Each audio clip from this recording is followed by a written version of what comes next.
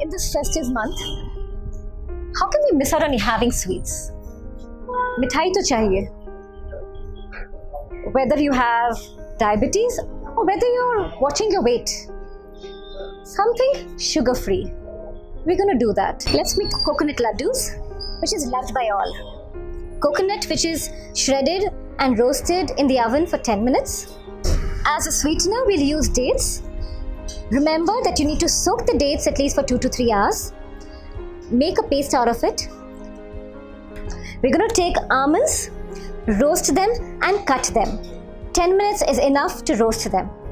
Pinch of cardamom, some saffron for color and fragrance.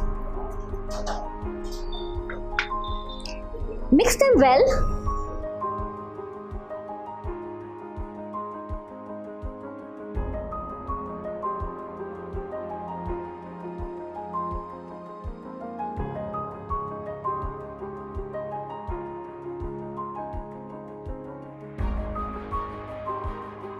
Isn't it simple and easy to make our desserts and not be deprived of having sweets?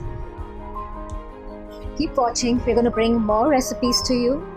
Till then, wish you a happy, healthy Ganesh Chaturthi.